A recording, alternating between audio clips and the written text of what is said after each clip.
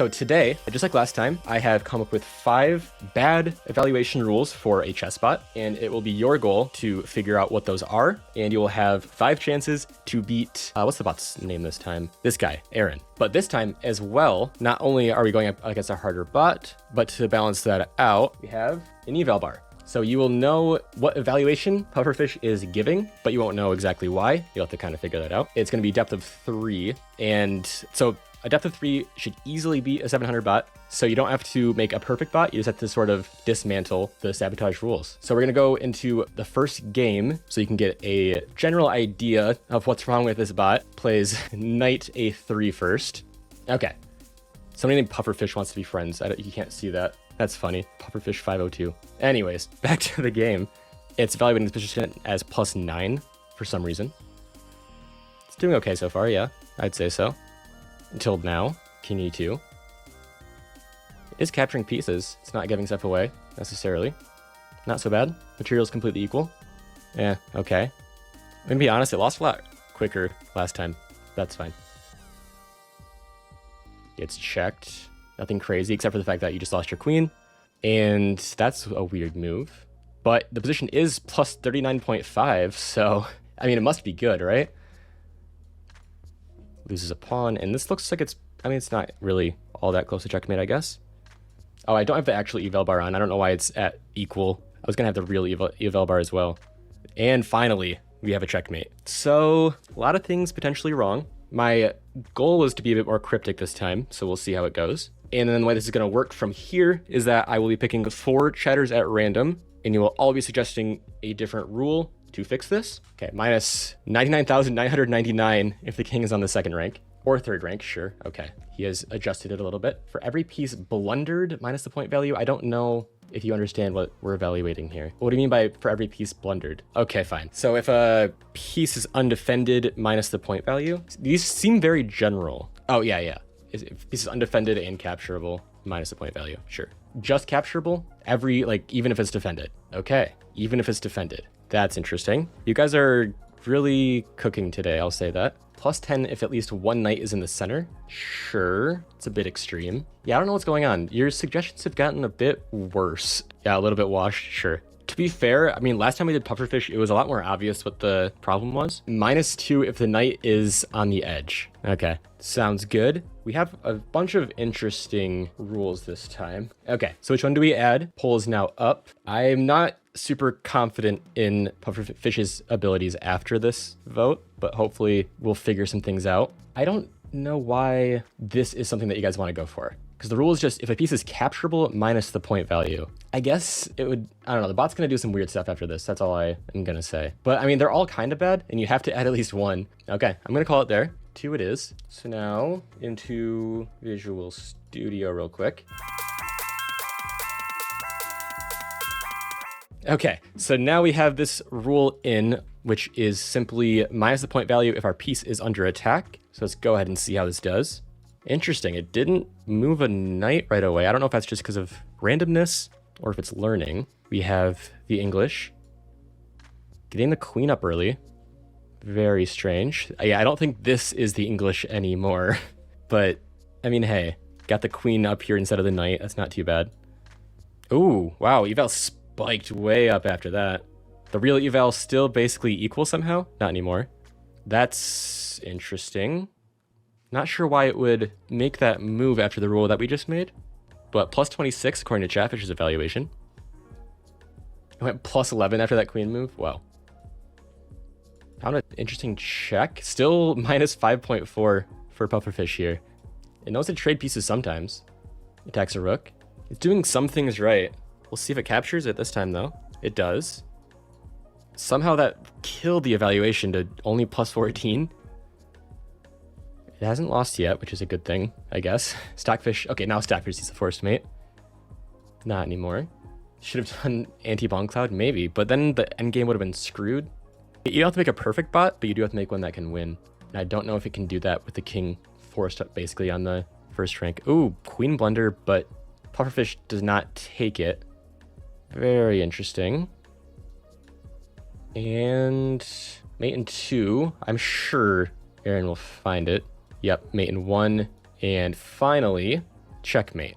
I don't think you guys made very much progress, if any, so you might have to put a couple more fewer rules out, but that's what we're working with as of right now. While it was in checkmate, it gave an evaluation of 14.5. Let's go ahead and roll it. I'm glad somebody said this so that we can have this moment. So yeah, this is a specifically banned thing. I was going to bring it up if anybody tried. You cannot simply multiply all material value because that would defeat the purpose. Very clever. I'm surprised nobody has tried that before, but you could just do like times 1,000 material value and then the rules would be minuscule in comparison. So well done. You came up with a rule that would break this entire concept. By the way, you can change the material value for like an individual piece or something like that. So you can still give a queen extra material value, if that makes sense. But yeah, doing a blanket increase on all material value just kind of ruins it. Okay, minus piece value if the piece is on the edge. Fair. Next, Marco. Minus 0.1 for every square a pawn is away from the 8th rank. Okay, so I mean, this is reasonable, but again, this is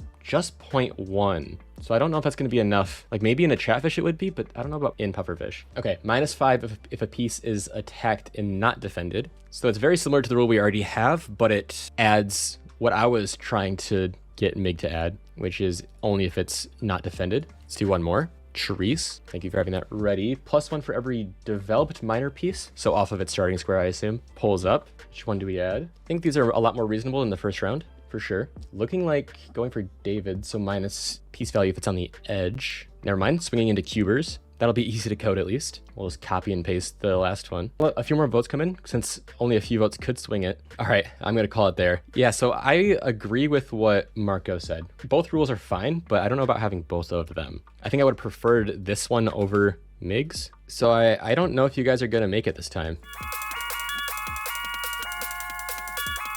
Make sure you guys are paying attention to the eval bar as well. Okay, let's get into game 3 now with some slightly more aggressive rules to keep you from having your pieces under attack. It's already evaluating this position at +3. It does appear to be gaining eval at every single move it makes, but don't read too much into that because that one gained a lot more than that. Takes the queen trade, so that's good. It can't blunder a queen. Maybe it's getting that +3 or +4 from something else that's happening on the board. Maybe that's something. Ooh, wow. We're up 3 material. We do take the free bishop. Uh-oh. Maybe I made this too easy. Okay, well, knight on a3 begs to differ. Currently winning, yeah. I guess we'll have to see if something happens. The pufferfish eval is going down slowly. Takes this pawn, okay. Interesting. Going after this one. It's playing really well. Yeah, it's not capturing the free knight. It's not free anymore. I wonder if you guys can notice anything that's happening. Okay, it gives up a free pawn by the looks of it. Its lead is slipping. I wouldn't count your chickens before they hatch, especially now. Okay, hold on. Stockfish likes this again, not anymore. There's a fork that Aaron can play, but doesn't play it. Instead doubles his rooks. Still not capturing with the bishop. Interesting observation, Toast. Not sure if that's necessarily right, but maybe. Gives up a pawn. Weird that, okay, it's moving its bishop here instead of taking the rook, which it can do in 2 different ways. These are much longer games, I'll say that. It takes the knight, at least. I wonder if Aaron will finally find the fork. Nope. Ooh, that's dangerous, for sure. I mean, I guess the rook is pinned, not anymore. And the pawn finally takes the rook. Guys are still, you're winning. Does the fork not work? I guess I wasn't looking. It's possible that you guys might, oh, never mind. I was gonna say, it's possible you guys might find a draw. Draw is not enough, but it would be better than a loss, I suppose. Slowly slipping. You guys have tripled pawns. Just thought I'd mention that. Uh-oh. This is a plus 53.5. Oh, wait, we might promote. Mate in 7, apparently. Do you guys have no idea what's going on? Ooh, that's not good. That's a bishop that should be coming off the board soon. Maybe not. Or maybe repetition? Looking more like a draw. Apparently not. I'm confused. Ooh, gives up a rook. Okay, this is looking more like a potential mate in 4 for... Wait a minute. Oh no. If this ends after the second rule with 2 horrible rules, that's scary. Yeah, with 2 identical rules, if you guys manage to win, that's insane. Yeah, it's not promoting. It's something that should be looked at. Doesn't want to give up its pawn. Everyone's screaming at Pufferfish to promote. It looks like that's not going to happen. Doesn't want to take that pawn either. Gives up a knight, but it doesn't get taken. Loves having these tripled pawns. Finally takes the knight. Be careful about those assumptions you make about why it's doing what it's doing. There could be several reasons. Oh no. Okay, well it gets taken immediately, so I guess it doesn't really matter. It's a grueling game. Yeah, you guys should really be paying attention to the eval bar. Pay attention to what swings happen. Oh, and by the way, I forgot to say the eval bar is depth 0. So this is the evaluation for this position, not for what it sees later. The bot itself is depth 3, but the eval bar is depth 0. So this is how many points that position's getting based on the rules that I have and your rules. Oh no, pawns are finally starting to get taken. I mean, this should be a win, but we might be here for a while. Okay, surely that pawn's gonna get taken? No. Okay, interesting. Almost no way for Aaron to win now. This pawn gets taken. Wow. Did you see the eval bar there? Another promotion, but not gonna last long. We officially can't lose. Oh, eval bar goes way down, and so does... Okay, I think I'm gonna call this a draw. I think there's no way that Pufferfish is gonna find a knight and bishop mate. And I mean, even still, yeah. All right, I'm gonna call it here. That's a draw. So I wonder if you guys picked up on anything. I mean, well, Stockfish said it was even. I mean, so Aaron would have to make a mistake. Okay, so you guys are getting some ideas. So the two rules we have right now are kind of very similar. You guys are slowly figuring out some of the issues, I suppose. Mark all squares controlled by player, then count the squares reachable by the other player's king through repeated king move. Wait, I don't know if that's something that we can do. Also, yeah, you need to define the value. Also, queen value equals 10. Yeah, plus 10. Yeah, we can do that. So Matthias is plus 10 for having a queen on the board, or plus 10, you know, the queen's worth plus 10. So this is probably a bit much. We usually do something like plus something for each square that a king can move to, like in just one move. I know I could do that, but that would be like a hour long, like figuring out the code for that. I understand what you're trying to get at, but I'm trying to think about how I would program it. So I guess plus 0.05 for each attack square around the enemy king is what I'm thinking. So it gets the same general idea, trapping the king, but it's not so crazy. Sure, we can raise the point value. Let's do 0.1. Okay, yeah, sorry that I had to water it down so much. Minus 11 for every pawn on the same rank as another pawn. That's the doubled pawn rule. Oh, probably, yeah, wait, do you mean rank or file? Yeah. So it's about double pawns, right? That's fine. You know, I get that mixed up all the time. Plus 0.3 for having castling rights on each side. We don't track castling rights, so we can do the second part of that. Plus 0.8 for not being... Wait, hold on. So are you saying plus 0.8 for the king not being on D, E, or F? Okay. So yeah, I mean, people would say that this is carefully crafted to not be a bomb cloud rule. So it specifically wants the king to move over to the side, which the most efficient way to do that would be castling. Okay, pulls up. Okay, you guys are keeping it nice and simple for me, it looks like. Maybe not. It's close between the queen and the doubled pawns. Okay, calling it there. So it's just plus 10 for having a queen, or queens plus 10. Another super easy one to program. Thank you for making this easy on me. We could just do if piece is Q, return 10. There are probably faster ways to do this, but not mentally.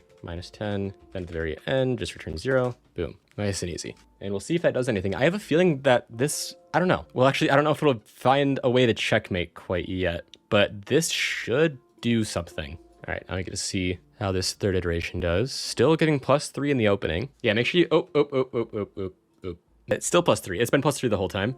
Don't worry about that. Now it's no longer plus 3. Oh, wait, hold on. Is it giving higher evals than 15? Okay, good, it does. Ooh, eval dropped significantly for a second there. The real eval is still really good for us, so I guess it's going to be a matter of if we can manage to find promotion, or find checkmate, rather.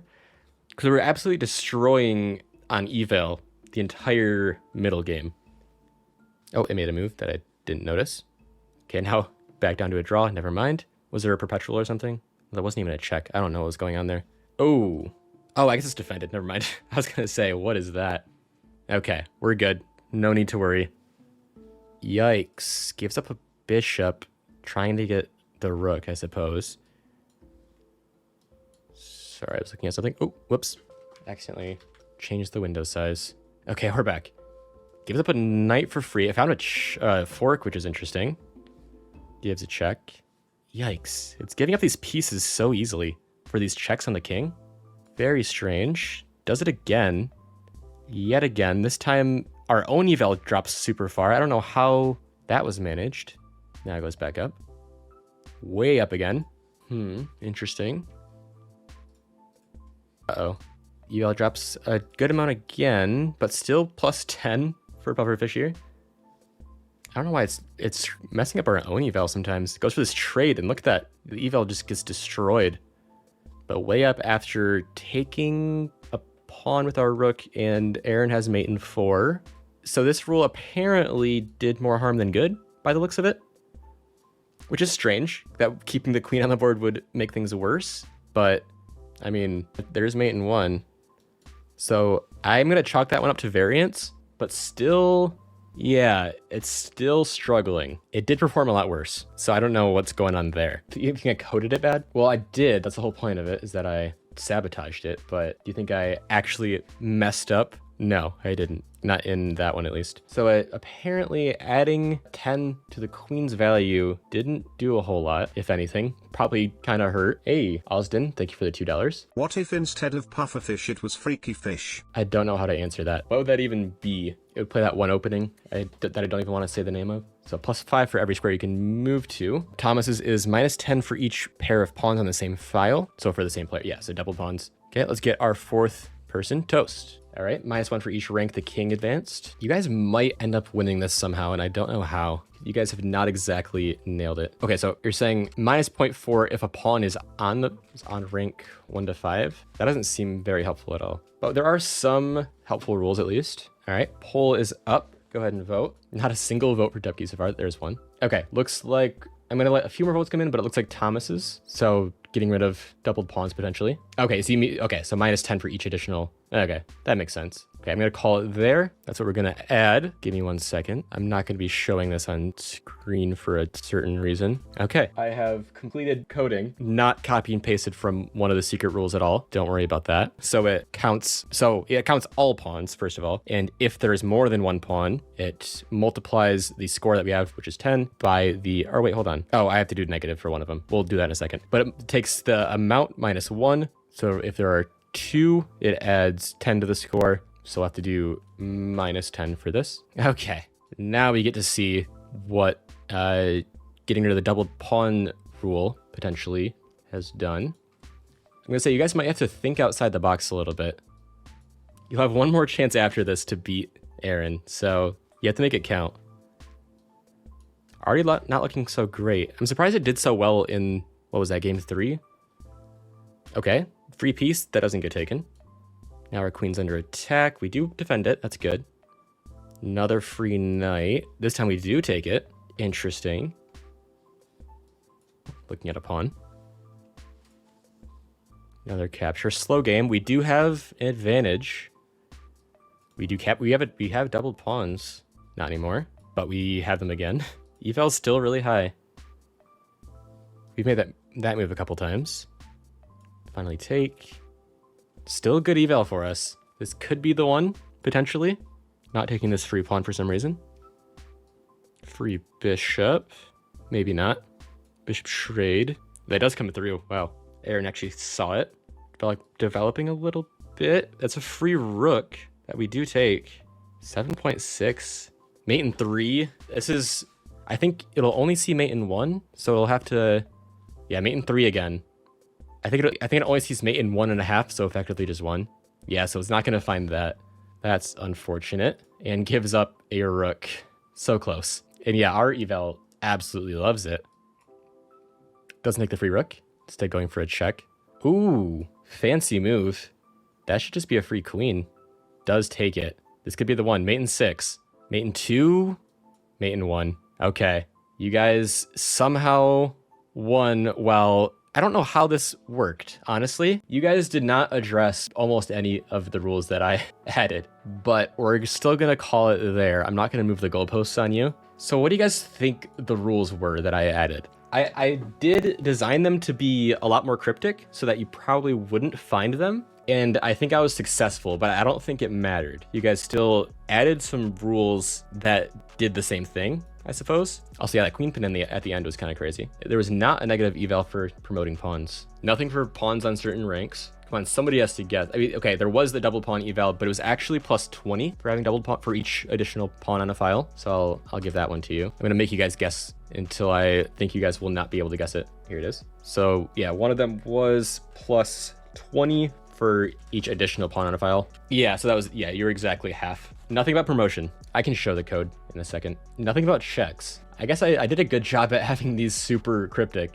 Yeah, so yeah, the pawn rule did incentivize you not to promote, but if there was no way to double your pawns, then it still would have promoted. And I'm a little bit upset that I didn't get to that point because it would have been funny. Because a different rule, and no, nothing about pawns in the center. Nothing about attacking, I think. Let me look. Yeah, no. Yes, there were changes to the queen's value. So that one, I'll just give that one away. It was not just the queen. It was all non-pawns are worth 3 material. So every piece had the exact same value. So yeah, increasing the queen value did help. Yeah, so there were a lot of trades. So if it would have been a bishop for rook trade, it didn't always do it. Okay, no, you can change singular piece values to the mullah. All of mine did. You could argue that this was 2 rules because all it did was it was -6 for queen and -2 for rook. Nothing about forks. The +3 at the start was something else. I wonder if you guys are gonna get that. I don't think anybody's gonna figure that one out. That was the most cryptic one and the most random, I would say. There, okay, Thomas, you're getting at it. Okay, I'll give it away because Thomas got the gist of it, I guess. It was just -3 for every piece on a light square,